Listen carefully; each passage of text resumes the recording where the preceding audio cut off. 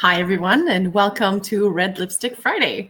And today's topic for Red Lipstick Friday is when linear thinking becomes a weapon, and the cost is the feminine cost of the one-way world. So I'd like to welcome everybody here today. So let's get this straight. I'm not here to bash logic, strategy, structure, or timelines, because they all have their place. They help us plan, build, and they help us execute. The problem is when linear thinking becomes the only way we're taught to think, value, or measure our lives. That's when it becomes toxic. That's when it becomes tyrannical. So today, I want to talk a little bit about that. So let's go with what is linear thinking. Let's read the slide. So what is linear thinking? Linear thinking is how most of us were trained to operate. Step by step, A to B. It's results driven, it's predictable, and it's measurable. It's great for machines and systems, but not so much for the human soul. It dismisses anything that doesn't fit into the clean, logical pattern, which is intuition, emotion, cycle, or mystery. And it all gets pushed by the side. So just to add a little bit more to that, we think about, it's not just about logic, it's about restriction. It says, this is how it's always been, and this is how it's always going to be. Follow the rules, don't ask questions, and don't deviate. And what that does too is it creates a false sense of safety. Because if you just follow the steps, supposedly you'll get to the results. But that's not how the soul growth or healing or creativity work. That's how factories work. Linear thinking creates systems like the education that values memorization over wisdom. Medicine that treats symptoms over causes. Religion that turns mystical connections into dogma. Workplaces that reward productivity but ignore humanity. I think about when I used to work for the bank.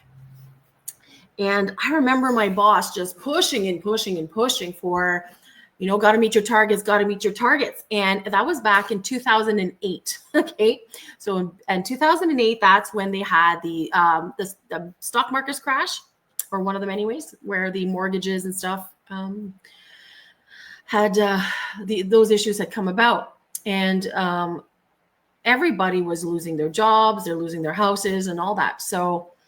And I remember the boss would usually come and say, okay, so we need to achieve these targets, and these targets. And I think to myself, like, what the hell's wrong with you? Like, people are losing their jobs and you still want us to call people and say, hey, why don't you come and invest your money? And I thought it was absolutely ridiculous and absurd, because it didn't match. It was like, regardless of what the situation was about or what was happening here, it didn't matter. It's like, this is the rules. This is what we want you to do, and just do it.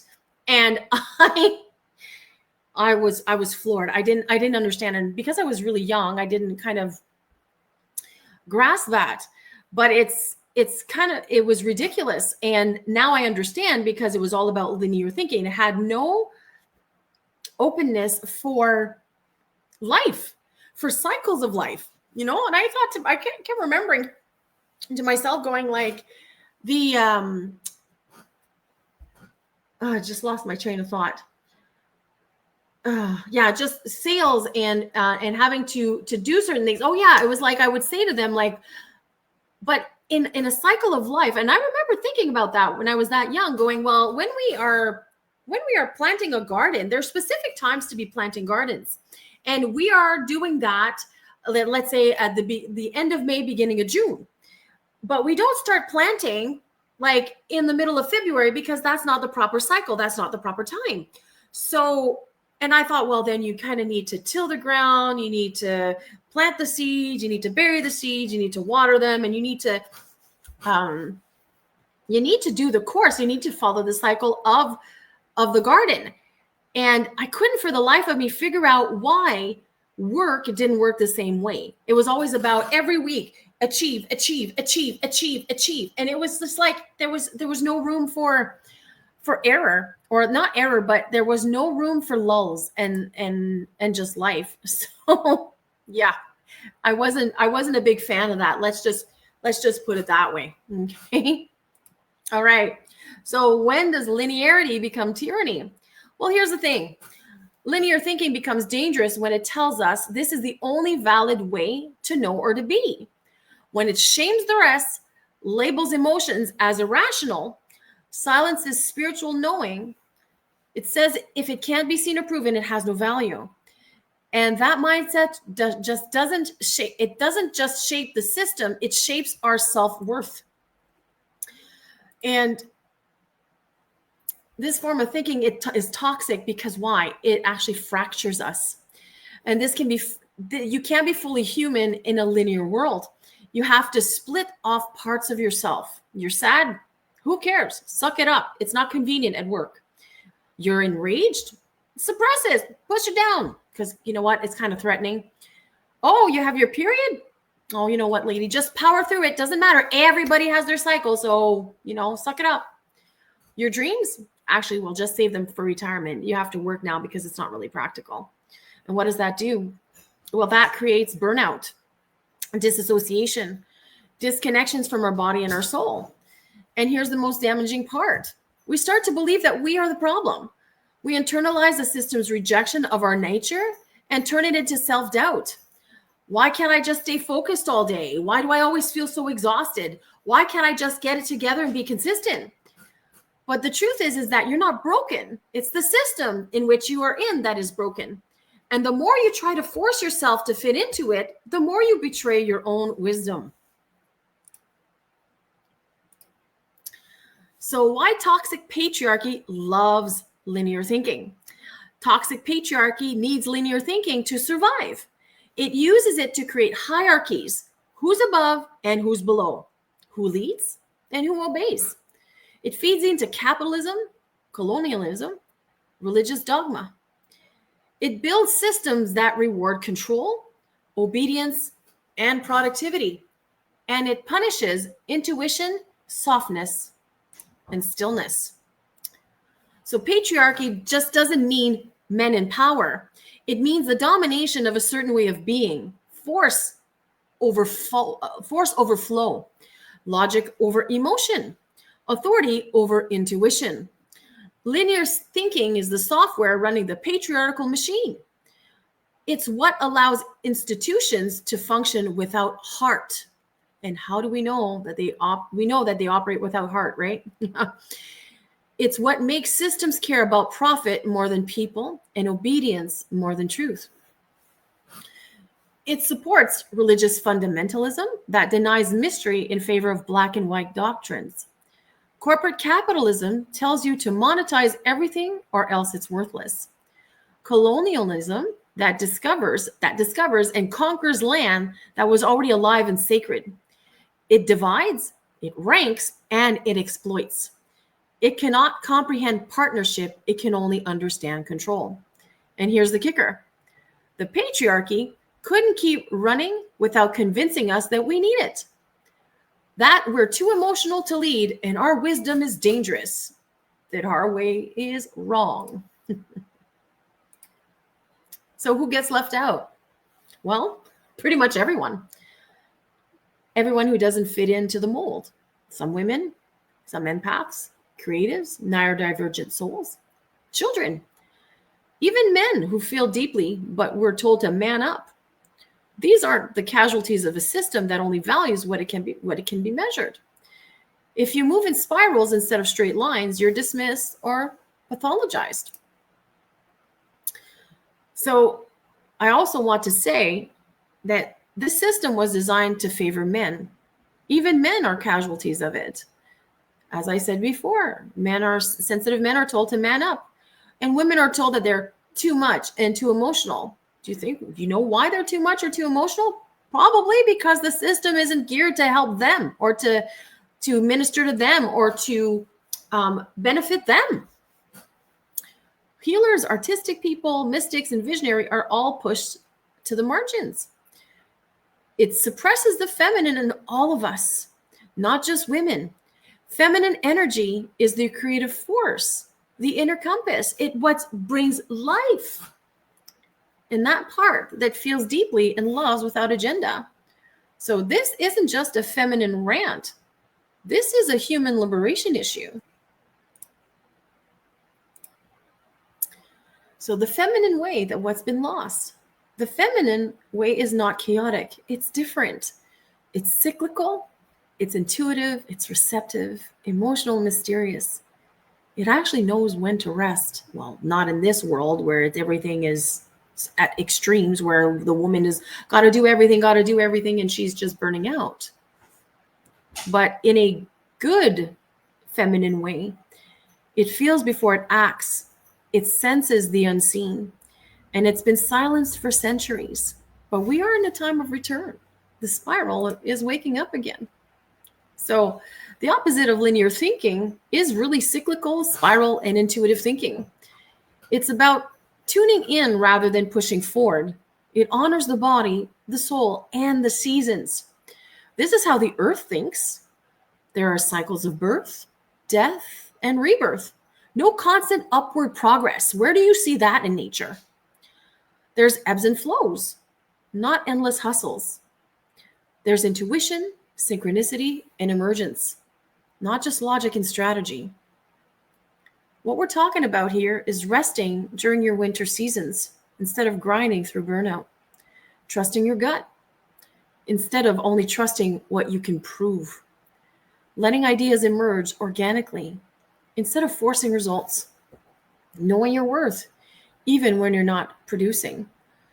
This is the return of the divine feminine. This is a sacred rebellion. It's not anti-masculine, it's anti-suppression, because both energies, both masculine and feminine, are needed. But for too long, the feminine has been exiled.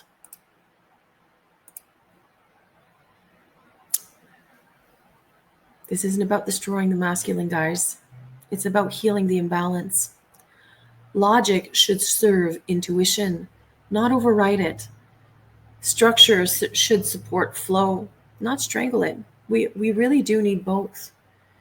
But right now, the feminine is starving. And when she rises, so does her power to create a new world. So as I was sharing about, as I was thinking about doing this presentation, guys, it's not about man versus woman or feminine against masculine. It's about the imbalance of the masculine in this world. Everything is masculinized. And what is feminine is deemed illogical, emotional, and out of whack. And that's not fair. It's not fair because where women are at today and where men are at today too, right? Because it's not just one or the other, but because it's a patriarchal system where the women have been suppressed, depressed, and compressed. And I didn't even realize that I was actually so depressed, compressed, and suppressed. Because I just grew up this way. I had no idea. I had no idea that this was not working in my favor. But then I understood, why did I have a couple of burnouts? Oh my gosh, maybe it's because of the linear thinking and the linear ways of the world, right? So anyhow, for all the women out there that are struggling with this, or that they are trying to understand what this world is all about, well, first understanding that this is a patriarchal system will actually help you a lot. And then I'm hoping to do more presentations about this to help people understand what they're fighting against. I think that's a good call. So now we're going to come to the collective tarot question. So today we're asking, what sacred truth is ready to rise within us now that we're breaking free from the lie of linear thinking? So what sacred truth?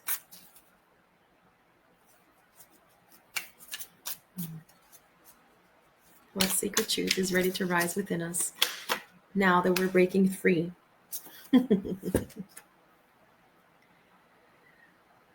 The Judgment card reversed. Okay.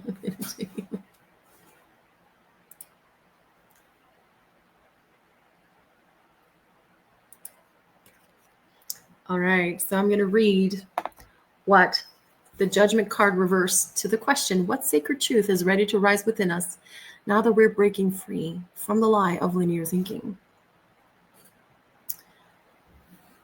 The secret truth rising, the inner voice that we've buried. The reversal of the Judgment card is reclaiming your inner authority.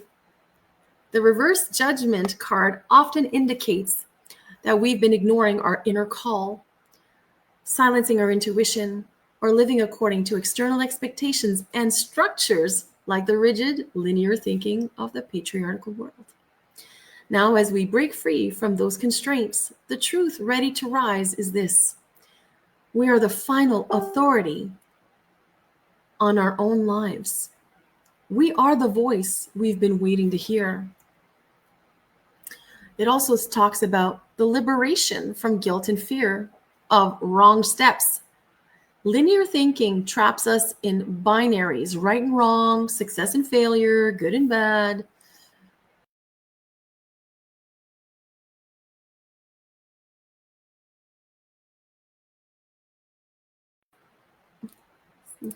Sorry about that.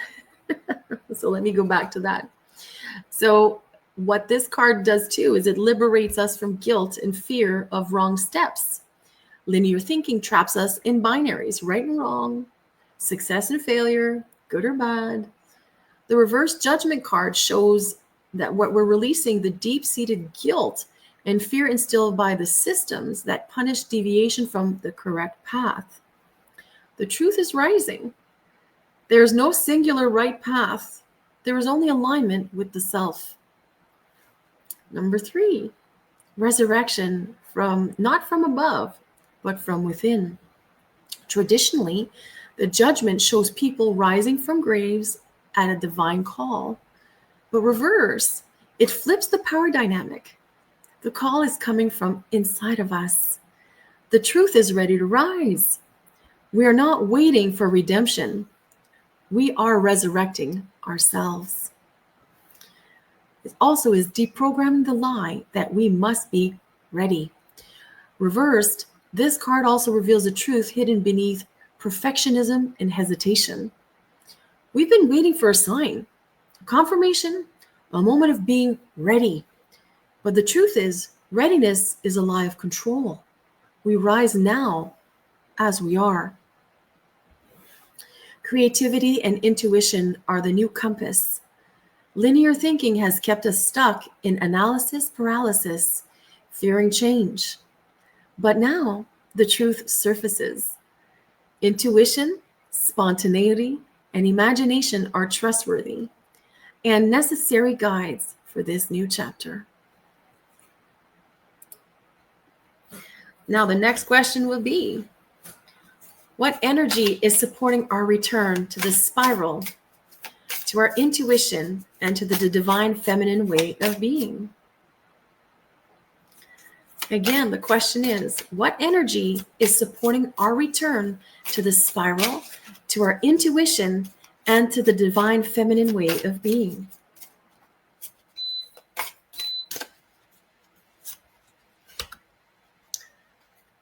The King of Pentacles.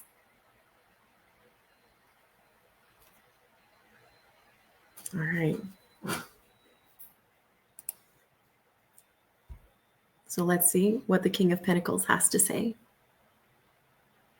What energy is supporting our return to the spiral, to our intuition, and to the divine feminine ways of being? And the card of the King of Pentacles is deeply rooted, sovereign, abundant, yet often seen as a masculine figure.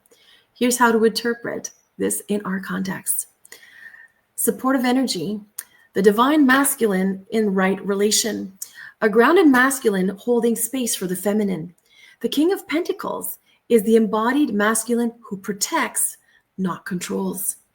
He is the provider who knows the true abundant flows from harmony with nature, not domination over it.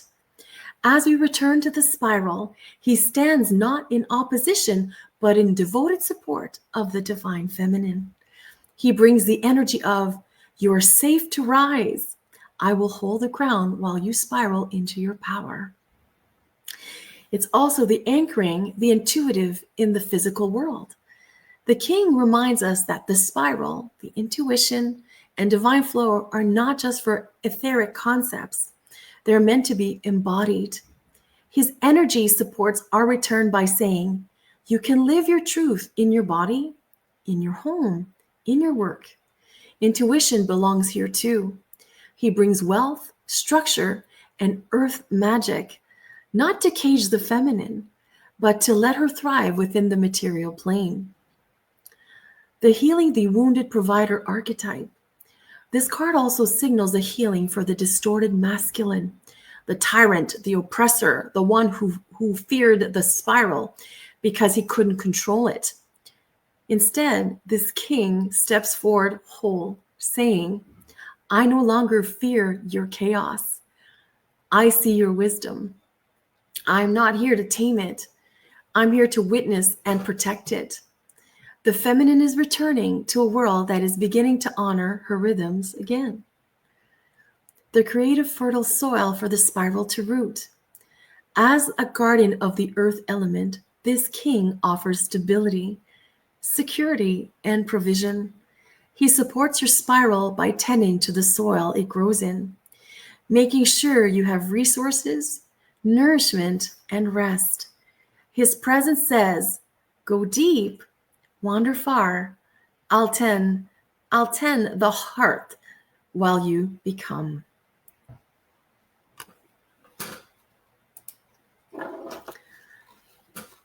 So I'd like to thank you for joining me on today's Red Lipstick Friday.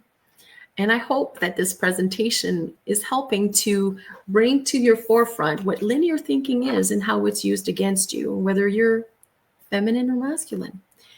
And that you could start operating in a better way, bring your creativity out, bring your thoughts out, start to know what's against you. Primarily, that's my whole goal of doing these videos, is to know what are you fighting against. Yes, you're fighting against the system, but you're also fighting against an embedded program that's been drilled into you all of your life. So I hope this was helpful, and I will see you on the next time.